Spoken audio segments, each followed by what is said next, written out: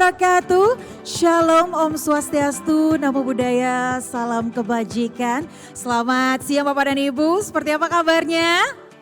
Baik ya, luar biasa sekali, harus semangat, harus sehat sambil menikmati kopi dan juga snacks yang sudah kami sediakan karena kita berada dalam acara yang sangat spesial sekali, acara network yang sudah dipersiapkan khusus untuk seluruh Bapak dan Ibu, direksi dan juga manajemen, para pembicara, para investor dan juga mitra usaha Mirai Aset Sekuritas Indonesia. Untuk itu saya ingin mengucapkan selamat datang di acara Investor Network Summit 2024 yang bertajuk Maintaining Growth, Indonesia's Economic Outlook Amidst Challenging Global Environment. Boleh berikan tepuk tangan yang meriah untuk kita semua Bapak dan Ibu. Luar biasa sekali. Tanpa terasa Bapak dan Ibu kita sudah berada di paruh kedua tahun 2024 ya. Dan juga menarik sekali tentunya untuk kita lakukan sedikit evaluasi pertumbuhan ekonomi Indonesia selama kuartal 1 dan juga 2 yang baru saja usai. Dan serta melihat tantangan di kuartal 3 dan 4 di tengah kondisi ekonomi dan juga geopolitik global yang tidak menentu. Dan juga dalam waktu yang sama kita melihat potensi yang sangat besar yang dimiliki oleh Indonesia. Mulai dari permintaan domestik yang cukup tinggi, kemudian juga event-event besar yang banyak sekali terjadi di tahun 2024 ini, dan tentunya peramalan sejumlah variabel kunci dalam perekonomian akan menjadi topik yang sangat menarik sekali nantinya akan kita bahas dalam siang hari ini. Izinkan saya mau perkenalkan diri, saya Aya Nufus, News Anchor Ainus TV MNC Media yang akan memandu jalannya acara yang luar biasa pada siang hari ini. Selanjutnya Bapak dan Ibu, kita akan sama-sama mendengarkan opening speech juga yang akan dilanjutkan nantinya dengan penyampaian pemaparan dengan tema The Fed's Pivot and Indonesia's New Cabinet Game Changers for 2H24, yang mana nantinya ini akan disampaikan oleh seseorang yang mana beliau menyelesaikan gelar pasca sarjana di Universitas Indonesia, mengawali karirnya di Bursa Efek pada tahun 2005 dan bergabung dengan Bank Mandiri sejak 2013 hingga akhirnya berlabuh di PT Mirai Aset Sekuritas Indonesia pada tahun 2022. Dan saat ini beliau menjabat sebagai Head of Research and Chief Economist PT Mirai Aset Sekuritas Indonesia. Please welcome Bapak Ruli Arya Wisnubroto.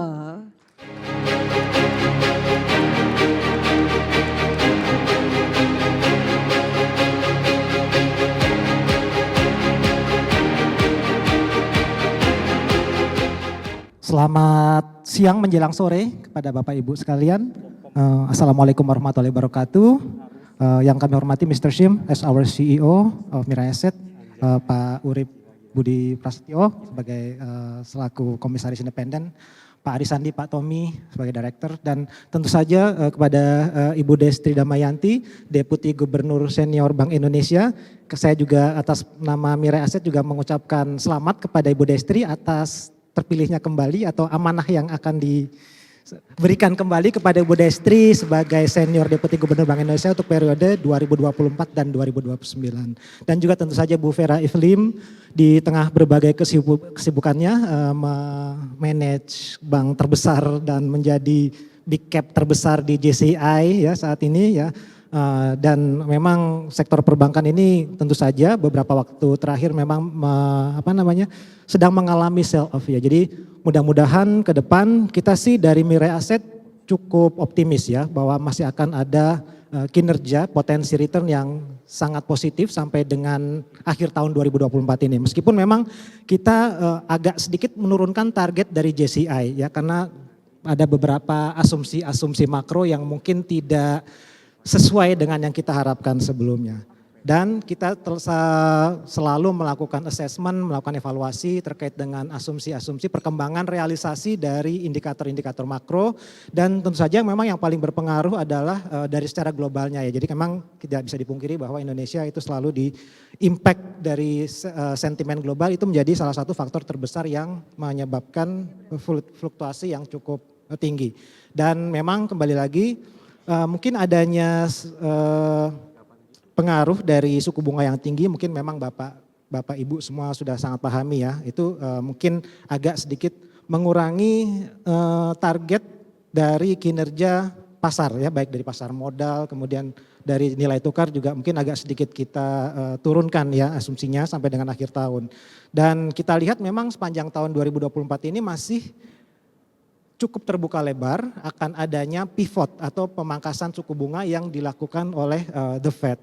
Selain itu mungkin juga ada beberapa faktor lainnya, yaitu mungkin arah suku bunga juga akan sangat ditentukan oleh direction atau kondisi perkembangan ekonomi di Amerika Serikat saat ini yang memang masih lebih baik dibandingkan yang kita perkirakan sebelumnya di akhir tahun 2023 lalu. Kemudian ada beberapa faktor geopolitik yang memang selalu sangat sulit untuk diprediksi dan biasanya yang terjadi meskipun kita sudah tahu ya bahwa geopolitik itu akan selalu sulit untuk diprediksi, tapi sumber dari ketidakpastian geopolitik selalu berubah-ubah, kadang dari Timur Tengah, kadang dari Eropa, kadang dari Rusia, dan saat ini juga kita lihat bahwa kondisi geopolitik bahkan di Eropa itu juga menyebabkan volatilitas yang cukup tinggi di market saat ini. Kemudian juga ada perkembangan perekonomian dari China yang memang masih tetap berpengaruh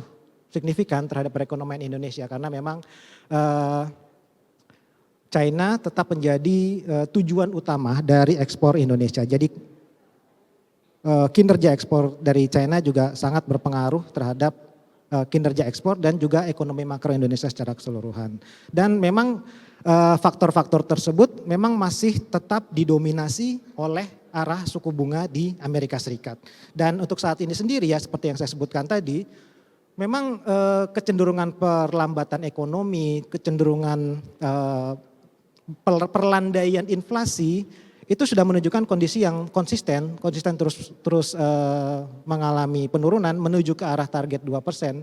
Dan kami melihat saat ini sendiri kondisi suku bunga di Amerika Serikat itu sudah cukup restriktif. Cuman memang mereka memastikan bahwa ketika mereka menurunkan itu tidak terlalu cepat dan juga tidak terlalu lambat untuk menghindari terjadinya akselerasi inflasi dan juga perlambatan ekonomi atau bahkan ke resesi.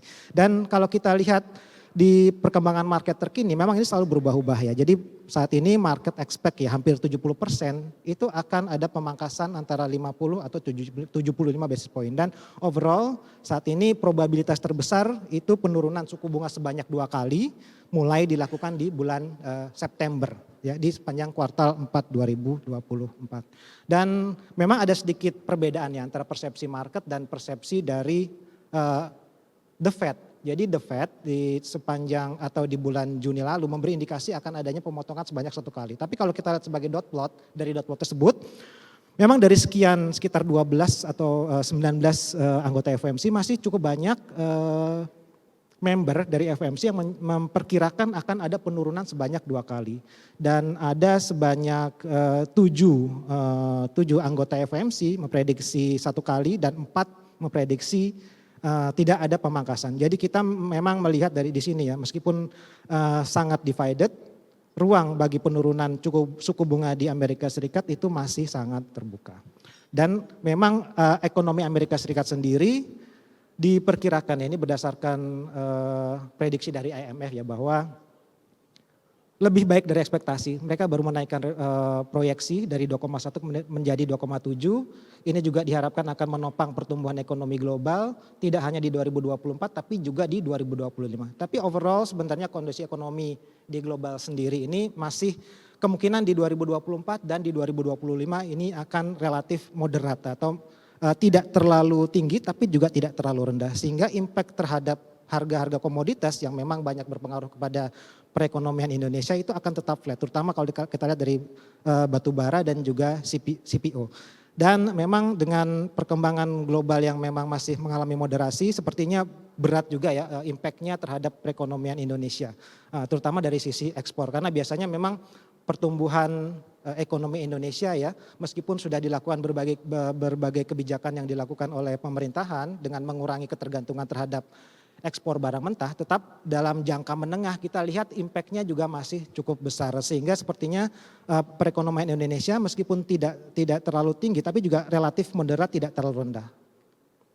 Dan impactnya juga terhadap ekspor ya, meskipun memang kita telah mencatatkan kinerja atau mencatatkan surplus selama 49 bulan terakhir atau tahun lebih 1 bulan deh Bu ya. Jadi overall sepanjang 5 bulan pertama di 2024 ada penurunan sebenarnya ya. Akumulasi surplus neraca perdagangan menjadi sekitar 14 billion dan angka ini jauh lebih rendah dibandingkan dengan situasi di 5 bulan 2023 dan 2022 di mana pada saat itu mendekati sekitar 17 billion dan di 2022 itu mendekati 20 billion. Jadi ini sangat menunjukkan ya bahwa impact dari perlambatan atau moderasi harga-harga komoditas ini cukup besar dampaknya terhadap Indonesia. Dan pertumbuhan ekonomi Indonesia memang sampai dengan kuartal 1 itu masih cukup baik, masih bisa di atas 5% ya, yaitu 5,1%. Namun memang kita melihat ke depan ya, ke depan di kuartal 2 sampai dengan kuartal 4 itu ada potensi terjadinya sedikit moderasi. Jadi kalau kita lihat di kuartal 1 5,1 sepertinya memang kemungkinan ini merupakan pertumbuhan dengan kuartal dengan pertumbuhan tertinggi. Jadi overall kita melihat tantangannya masih cukup besar terhadap pertumbuhan PDB dari kuartal 2 sampai dengan kuartal 4 ya.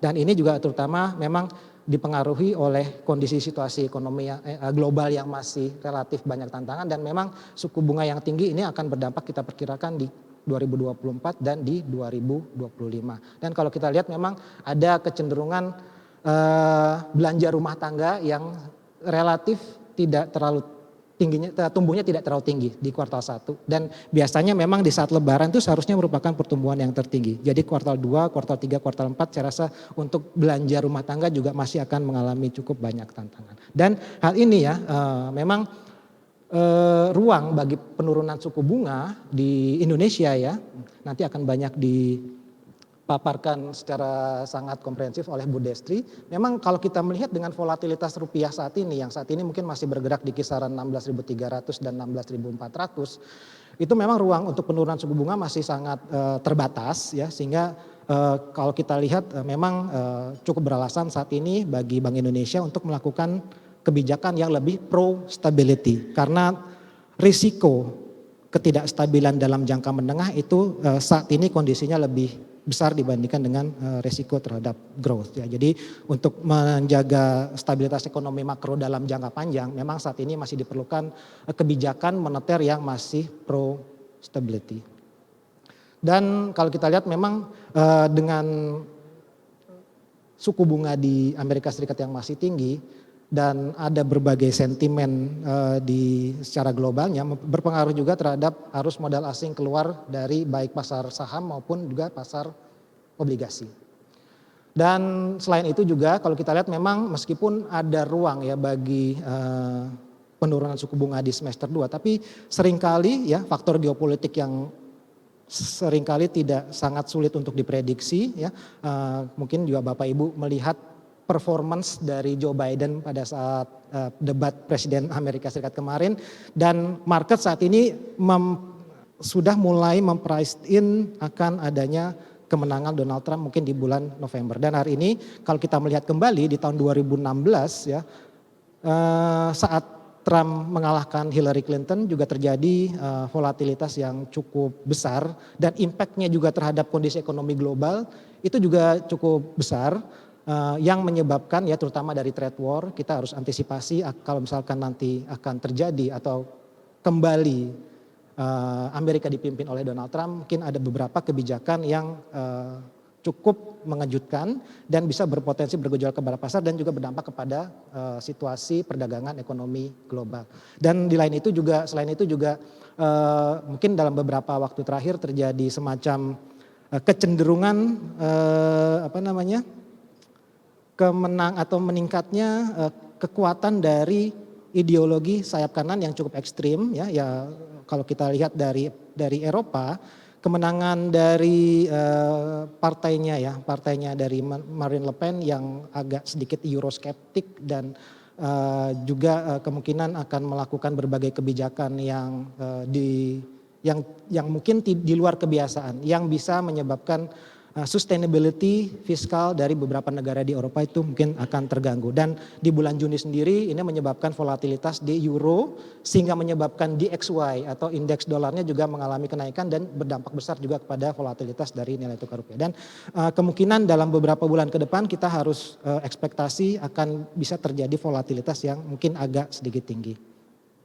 Dan dari sisi moneter, sementara kalau dari sisi fiskal memang ada kecenderungan bahwa dengan kondisi ekonomi yang melambat, kemudian yang dipengaruhi oleh harga-harga komoditas yang cenderung mengalami flattening, penerimaan pemerintah itu mengalami penurunan ya tax revenue, sehingga mau tidak mau untuk menjaga sustainabilitas dari kondisi fiskal di Indonesia, Kementerian Keuangan harus melakukan adjustment dari sisi revenue, dan ini terlihat juga ya selama 5 bulan pertama di 2024.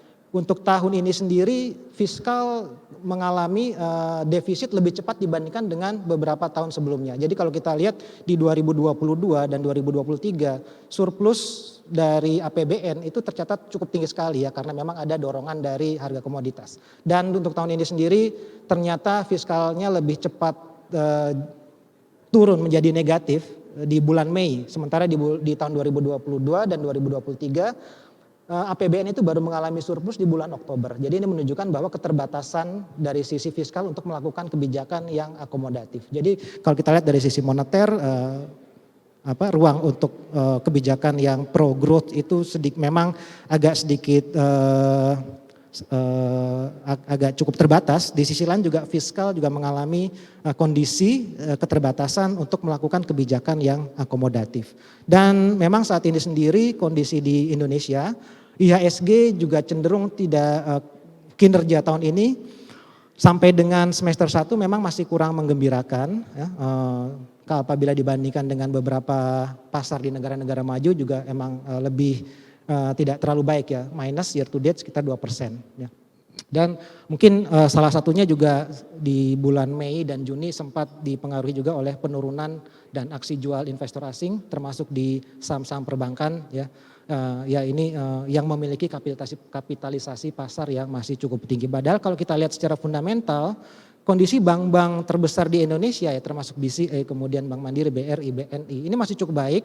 Memang kalau kita lihat dari berbagai indikator profitabilitas, kualitas aset, dari sisi pertumbuhan kredit dan DPK, kemudian likuiditas, kita lihat keempat bank ini masih sangat sehat dan sangat baik, dan memang topik kita sendiri BCA dan Bank Mandiri kita lihat masih terlalu mengalami pelemahan yang terlalu dalam beberapa waktu terakhir ya. Jadi kalau kita lihat sebenarnya overall secara fundamental kondisi perbankan kita masih cukup baik, cukup strong dengan pertumbuhan kredit yang masih sangat tinggi di atas 12%, dan juga diikuti dengan pertumbuhan DPK juga yang mengalami kenaikan signifikan. Sehingga kalau dari sisi likuiditas seharusnya masih cukup memadai untuk mendorong pertumbuhan kredit ke depan. Dan overall ini our economic assumption, jadi kita sudah mengeluarkan forecast di akhir bulan Mei lalu ya. Memang salah satu yang menjadi pertimbangan kami untuk menurunkan forecast untuk growth di 2024 dan 2025 itu memang karena nilai tukarnya masih tertekan, kemudian suku bunga juga masih cukup tinggi. Jadi kita slowing down our growth projection ke sekitaran 5%. Dan kita sebenarnya masih melihat bukan maksudnya untuk mendahului dari Bu Destri, tapi saya mungkin ada sedikit forecast dari kami bahwa kemungkinan akhir tahun itu di 5,75% dengan ekspektasi bahwa nilai tukar rupiah itu akan menguat sampai dengan akhir tahun bisa di bawah 16.000. Dan kita lihat juga yang selain dari sentimen global, kondisi ekonomi domestik, kelancaran ya dari transisi pemerintahan yang sebelumnya ke yang baru itu kita lihat juga akan berpotensi untuk berpengaruh positif terhadap market di sampai dengan akhir tahun 2024 ini. Dan mungkin pemerintahan yang baru juga jadi keberlanjutan dan didukung oleh tingkat kepuasan terhadap pemerintahan saat ini. Jadi tingkat kepuasannya itu terus mengalami kenaikan, dan berdasarkan survei dari Kompas itu saat ini 75,6% yang puas terhadap pemerintahan saat ini. Dan kalau dari survei yang sama juga publik ya itu cukup cukup memiliki kepercayaan yang tinggi bahwa pemerintahan yang selanjutnya itu dapat menyelesaikan berbagai permasalahan yang ada di Indonesia, termasuk pemberantasan korupsi, penyelesaian pembangunan IKN, kemudian juga ada makan bergizi gratis ya. Jadi memang tingkat kepercayaan masyarakat ini sangat tinggi dan menjadi modal bagi pemerintahan yang baru untuk mengelola ya, memanage perekonomian dalam 5 tahun ke depan. Tentu saja next yang paling ditunggu oleh market itu adalah kabinet yang baru. Jadi posisi-posisi yang cukup penting, tim ekonominya seperti apa, karena memang ke depan ekspektasi persepsi market ini akan sangat ditentukan oleh komposisi dari kabinet yang baru. Dan ini dari risk dan opportunity-nya memang beberapa risiko ya kita semua sudah ketahui, mungkin dari geopolitik global, kemudian commodity price, kemudian juga ekonomi China, dan mungkin yang menjadi worst case scenario apabila tidak ada pemotongan suku bunga dari The Fed di tahun 2024 ini. Dan kembali lagi saya sampaikan market akan tetap memperhatikan our next government, next kabinet. Mungkin kita harapkan secara seasonal, mungkin ini juga akan disampaikan oleh Bu Destri bahwa tekanan terhadap rupiah selama semester 2 mungkin akan mereda sehingga membuka ruang untuk Bank Indonesia menurunkan suku bunga. Dan overall inflasi relatif stabil. Realisasi inflasi sampai dengan semester 1 kemarin baru disampaikan oleh BPS cukup baik ya, 2,5% mid dari range target dari Bank Indonesia. Dan overall kita lihat mungkin ini ada stock pick ya, mungkin dengan kondisinya yang menurut kami masih berpotensi untuk terjadi volatilitas ya, kita masih menunggu pelonggaran moneter, kita melihat agak sedikit konservatif. Kita mengganti komposisi dari stok pick kita yang sebelumnya terutama mungkin yang berhubungan dengan komoditas Antam dan Harum, kita masuk BCA sudah berada dalam stok pick kita, kemudian kita BRI juga masuk, Bank Mandiri kita masukkan, kemudian juga Telkom karena memang saham-saham ini big cap terutama juga memang memiliki fundamental yang cukup baik. Ya, jadi kita mungkin agak sedikit menghindari untuk saham-saham di sektor pertambangan. Dan overall ya kita memang akhirnya menurunkan target dari JCI di tahun 2020 di akhir 2024 ini. Sebelumnya kita memang expect di 8.100 karena memang ada asumsi bahwa suku bunga akan diturunkan secara signifikan tahun ini. Tapi memang kondisinya ya kita semua ketahui mungkin tidak sesuai dengan perkiraan sebelumnya. Jadi kita turunkan target IHSG dari 8.100 ke 7.585. Tentu saja dengan asumsi bahwa growth mungkin tidak akan setinggi yang kita perkirakan, suku bunga juga masih tinggi, kemudian tekanan terhadap nilai tukar rupiah juga masih cukup tinggi. Mungkin demikian sementara ini, pas ya waktunya 20 menit. Terima kasih, semoga bermanfaat. Assalamualaikum warahmatullahi wabarakatuh.